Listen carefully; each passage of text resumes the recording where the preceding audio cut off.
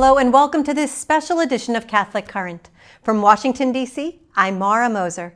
As the nation marks its 250th year, we are exploring the role of Catholic liturgy and devotions in American culture. Today in studio to discuss this topic are Timothy O'Malley of Notre Dame University and Maria Cecilia Ulrickson from the Catholic University of America. Welcome, Tim and Maria Cecilia. Thanks for being here. Thank you. Yeah. Very happy to be here. Yeah, it's great to be here. So we're going to just start with talking about some of the Catholic devotions that we have, but we're used to thinking of the United States as a predominantly Protestant country, and historically, Catholics have faced hostility at times. What are some of the Catholic devotional practices or liturgical practices that were actually welcomed in the culture, or at least found a way to insinuate themselves? Tim, we'll start with you. Yeah, I mean, I don't know.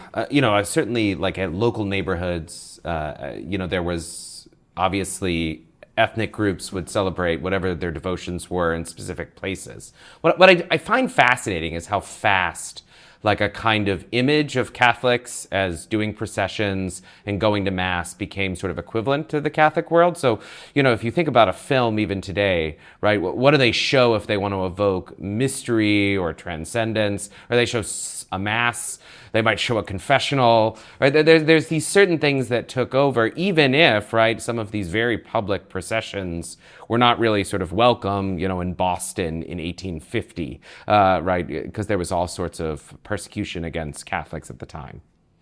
Yeah, I mean, when you think about just the film, The Godfather, what kind of Catholicism is chosen to be represented there? It's pre-Vatican II, lush, devotional Catholicism with all of the trappings and the robes and the holy water. It's something that's both mysterious, but by the time you get to when The Godfather is being filmed, it's also mainstream.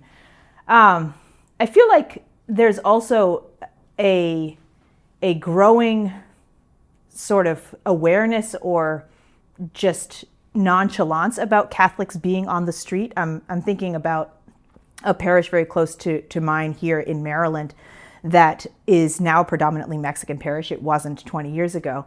And their Guadalupe procession takes over the main street, Rhode Island, and they block the traffic, and people come out to watch it who are definitely not Catholic. They pull out their phones, they stop, they are trapped in traffic, and they're looking at us and recording us. And maybe they're not participating, but it's now part of the fabric of the neighborhood, and it's seen as something very normal every December 12th. Yeah, another one is like ashes, right? So I was at Duke University and, 30% Catholic, the gorgeous kind of Gothic chapel of a traditional Methodist institution of its time.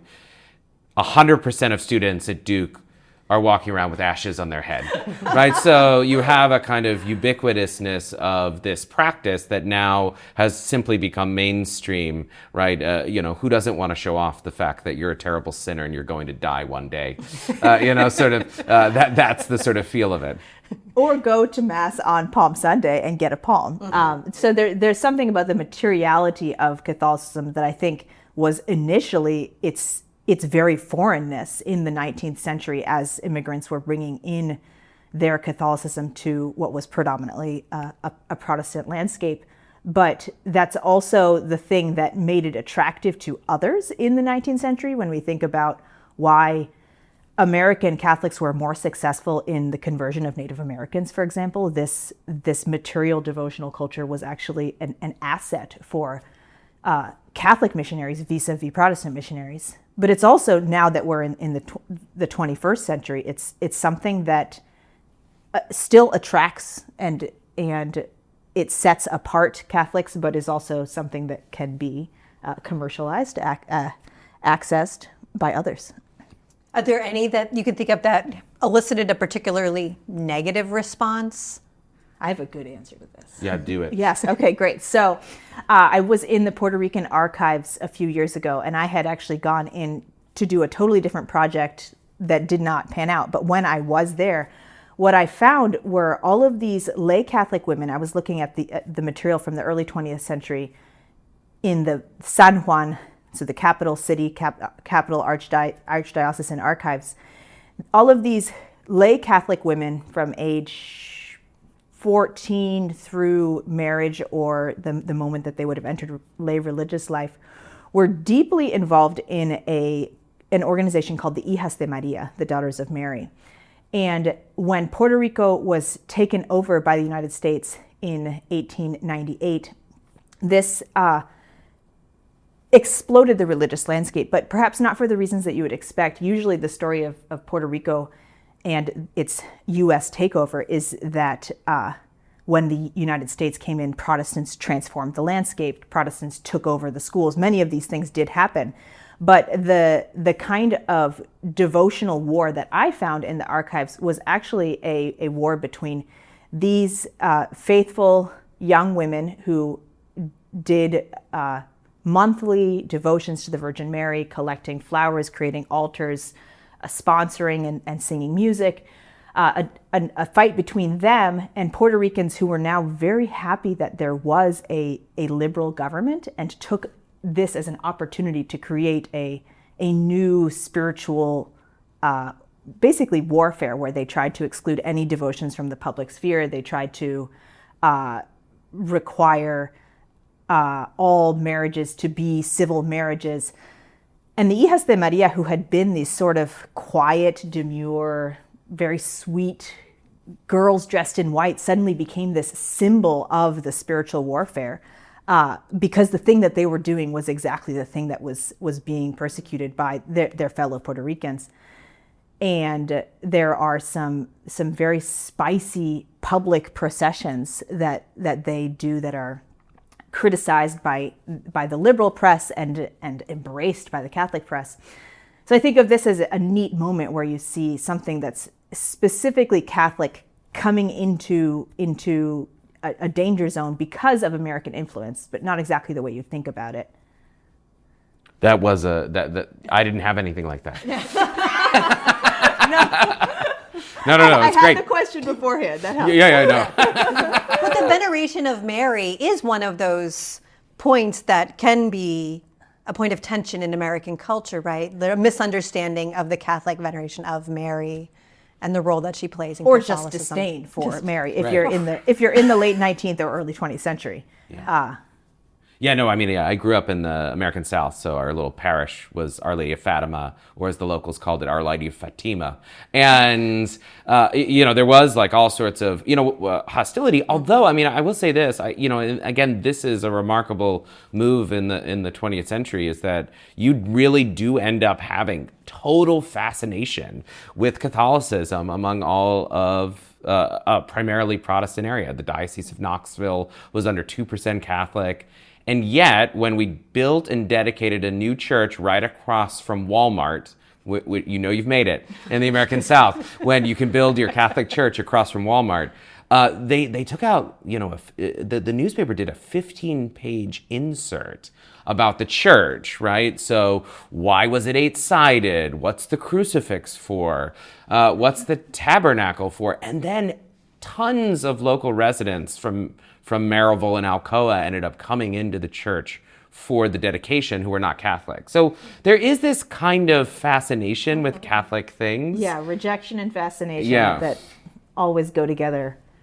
Yeah, I was thinking that the Christmas song, Mary, did you know? And you're like, yeah. She did know. She knew, yeah. She's aware. Yeah, there's She a was thing well that aware. happened. March 25th. Most of us don't give birth through angelic That song assistance. must resonate with a certain populations that I wonder if she knew. Yeah. So the Catholic Church in the United States is extraordinarily diverse. And part of the American experience is that we do have people coming from all over the world, bringing their Catholic traditions and liturgical practices, and they share cities, neighborhoods. How do some of these liturgical devotions, cultural groups, how do they differ? Any other examples? I know you talked about the Puerto Rican devotion, but... So almost every immigrant group that has come to America has their own veneration to a particular apparition of the Virgin. And I think that would be probably the starting point of this conversation. The other day someone asked me, well, my Salvadorian neighbor, they have up Our Lady of Guadalupe statue. Isn't Our Lady of Guadalupe for everyone? Like, of course she's for everyone. She's the Queen of the Americas, but every Central American nation is also bringing their own beloved Virgin with them when they cross over into the U.S. And I think part of what's happening in the U.S. is a democratization of some of the more prominent devotions and an acquisition of, for example, Our Lady of Guadalupe into a white Catholic home or a Nicaraguan Catholic home. And that's so, you can see that so beautifully at the Basilica of the National Shrine of the Immaculate Conception, with all of the different ethnic chapels devoted to Mary. It's Our Lady of Czestochowa. There's just so many that are there. Our Lady of Knock, Our Lady of Guadalupe. Indeed. Yeah, and what do you do in March? Are you Italian or are you Irish? Are you going to take March 17th as your feast day or March 19th? And what will you do on those days?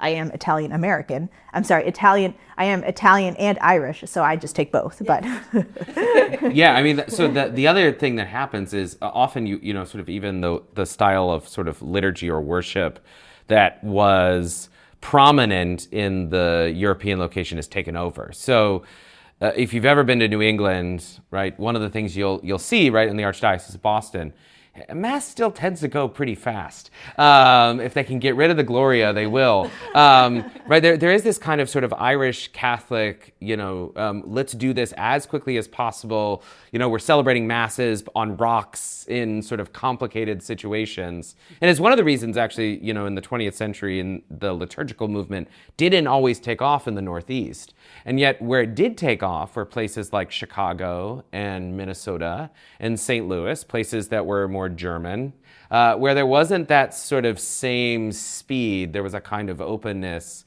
to worship. And so even now in the United States, if you think about, our churches and the way that liturgies unfold, right, it's all grounded in this kind of previous ethnic identity where folks came from.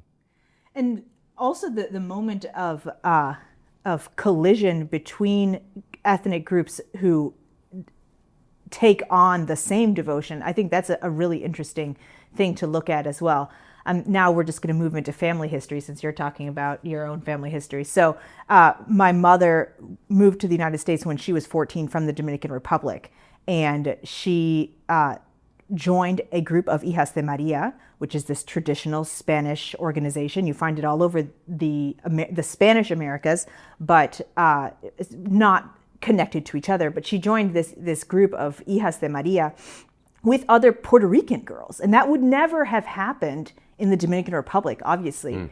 And it was an experience of Catholicism that was distinctively Hispanic. And so in that sense, it didn't make her into a mainstream American Catholic. But in another sense, it did, because it brought her into contact with another immigrant group and gave them something in common. So you see moments of coincidence there too. Yeah. I don't have anything. Sorry. It's totally great. And so what helps bring all of these different groups together? Do you see kind of a unifying force, a way? Like, my parish is very multicultural, and so we'll have Indians who have a devotion to Saint Anthony of Padua, and we'll have a celebration for that, and we'll have the Mañanitas for Our Lady of Guadalupe, and it's like every week there's a different kind of ethnic celebration, but it's open to the whole parish. There's posadas in Advent, and so it's beautiful to see, but there are many parishes where it's a little bit more divided, where there's the Spanish Mass people and there's the English Mass people. How do we kind of bring these together? I think historically one of the things that has happened is where there is less space and where the subaltern group is actually permitted to access this restricted space, then just the fact that you have to share the same altar and you have to share the same walls means that the devotions will become will be owned by everyone.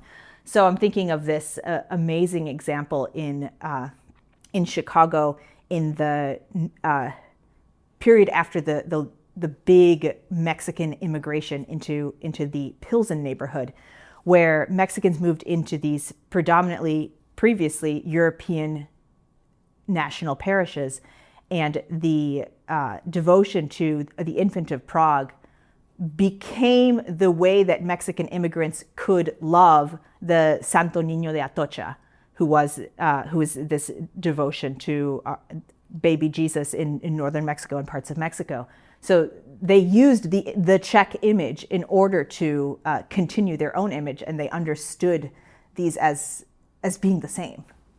Yeah, I actually, on the other side, I think the challenge is in fact that these kind of religious devotions that are particular are kind of ripped away by an American culture, right? So, first and second generation, is very connected. And then by the time you get to the third and the fourth, right, you kind of mainstream. And, you have a kind of American church right now where these once ethnic parishes now are closing and disappearing. The number of Americans who've moved to the suburbs where there actually is almost no reminder of kind of ethnic Catholicism necessarily, right? There might be an image of Our Lady of Guadalupe up because it's become universal, but you sort of have this kind of flattening out of these devotions and almost a forgetfulness.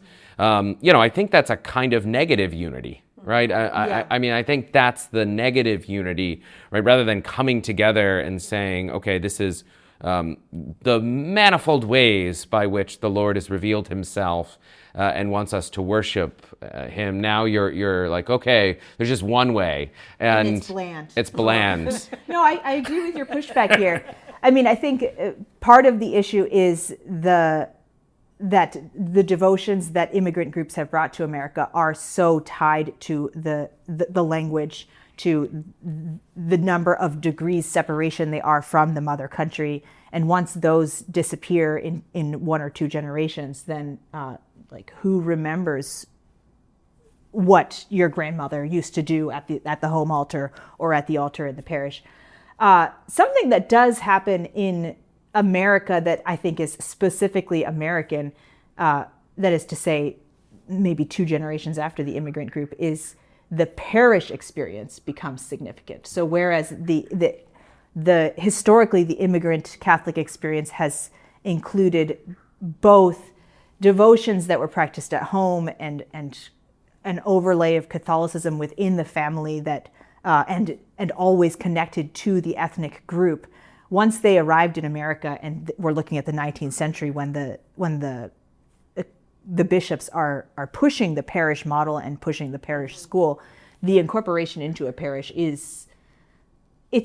yes, you're losing something. I absolutely agree. Once the parishes are no longer national, but you're also gaining something, which is this specifically American Catholic experience. Yeah.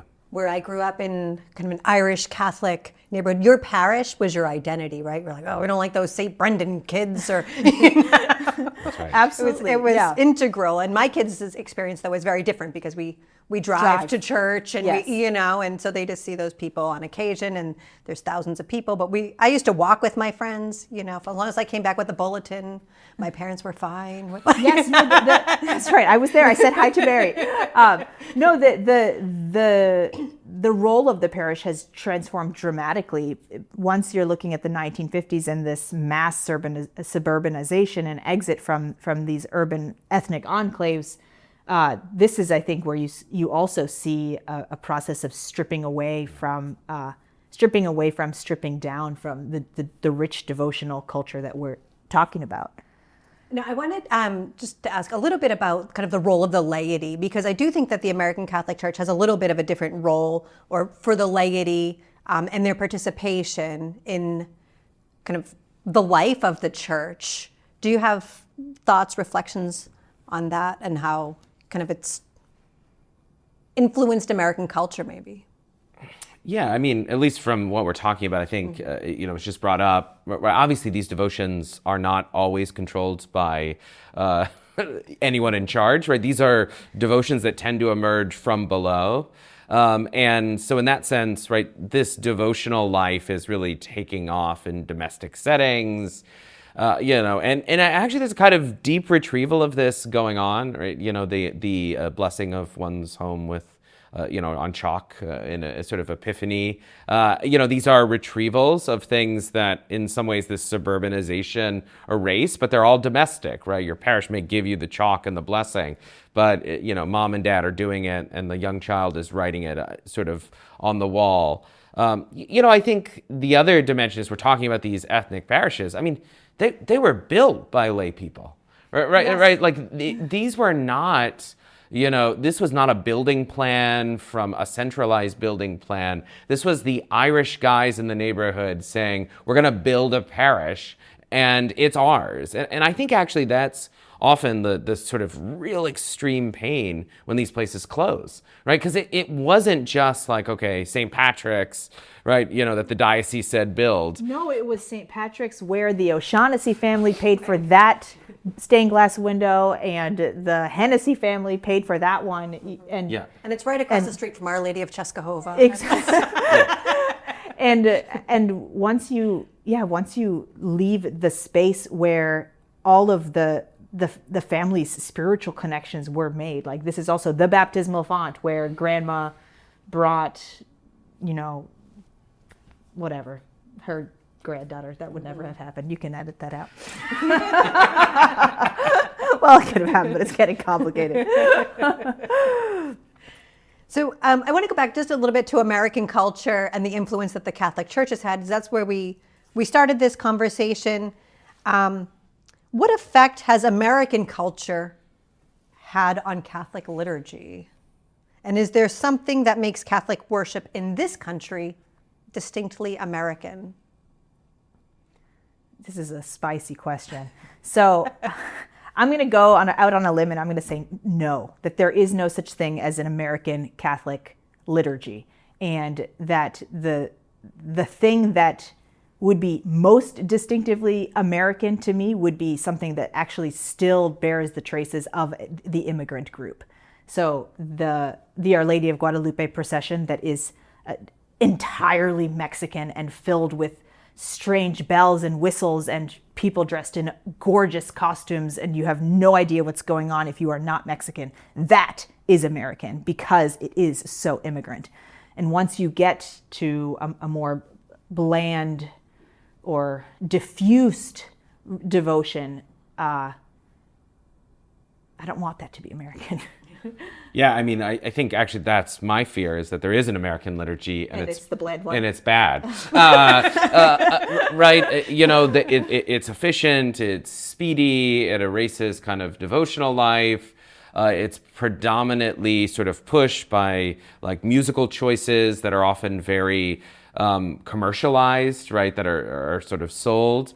This was a huge debate in the 1980s. Was is there an American right, right? And properly, I think everyone said no, there isn't, right? The theologians made a determination that there isn't, and of course the liturgy takes on particular instantiations, right? I mean, what does it even mean to think about American liturgical life in the Catholic Church? What does that mean? Have you been to San Antonio or Nashville or Boston or Los Angeles? Those are like being in different countries.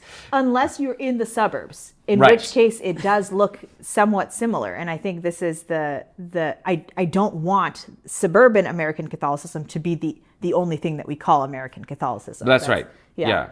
There's still barbecue. Very good in barbecues. certain places, and not. No, I mean, yeah, that I agree with you. Yeah, that's not. But I always think you can't even think about the American Catholic Church. Well, so I do think that there is one way that you could say that there is an American practice of devotion, and that's in the practice of representing political concerns in the public sphere. And this is not formally a devotion, but when you think about the American practice of participation in the democratic world, in the public sphere, you find that there's this incredible fusion of that American principle and Catholic social teaching at every moment of the spectrum.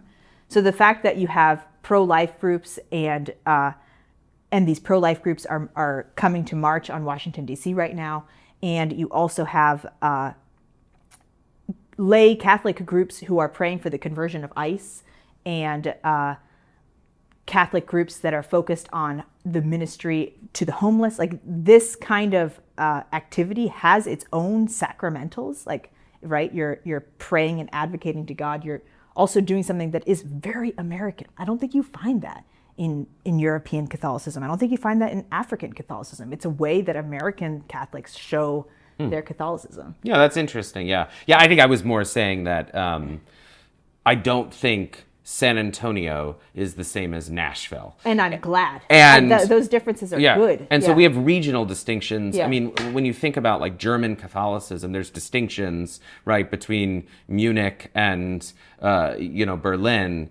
But there is a kind of cohesion, whereas you think about like Boston and LA, you might as well be in different places. Yeah. Especially how people think, they worship, they organize their lives, right. And so in that sense, when we come together, I was at the National Eucharistic Congress last year. I think that kind of vision, to your point, is a kind of remarkable Catholicism of the U.S., right? The liturgy was going on, but of course there were myriad of ethnic devotions along the way, right?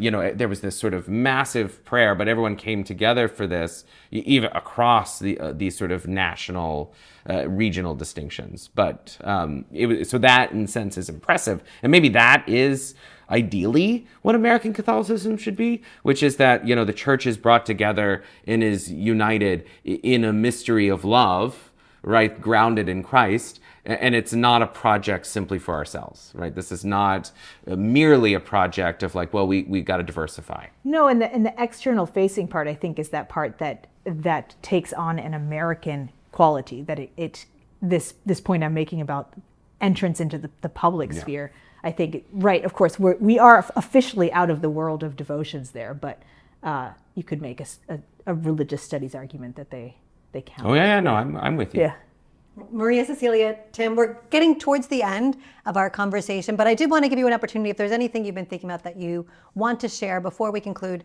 Tim, anything on your mind that you'd like to add to the conversation? Well, in this mark of the 250 anniversary of the country, as we're talking about this, I think like it is a key moment for us to take a step back and think like, well, what does public religiosity look like today? What does it look like in different places, right? Suburbs exist. So if you have a suburban Catholicism, how do you have public religiosity? What does a Eucharistic procession, for example, in the suburbs look like? It's going to be different, but it's got to, it still can be sanctified, right? All space and time can be sanctified. So it's really, what does public religiosity mean in the United States? Here we are in the 21st century, right? With everybody taking a video of it and then uploading it. And something that I'm thinking about more as this conversation progresses is, excuse me, the distinction between liturgy and devotion, because we've been talking about these together, but I think that devotions especially provide an opportunity for the retention of this richness that we've been talking about. And why do I say the devotions? Because they are lay driven usually, as opposed to necessarily having to happen in a particular place that's owned by a particular group. They are also something that's sufficiently flexible that they can happen in many different languages or in the stable language and still be accessed by people who didn't grow up with it but who are interested in it. So I have a lot of hope that the devotional life of individual American Catholics can be a place where we see retention of the richness and also entrance of new American Catholics into that. Anything else you'd like to add? Get the last word, Maria, Cecilia? No, thank you. All right. Thank you both for joining us. And thank you for joining us for this special edition of Catholic Current. You can find out more about our ongoing celebration of America at 250 by visiting us online at usccb.org or follow us on social media at usccb. I'm Mara Moser. See you next time.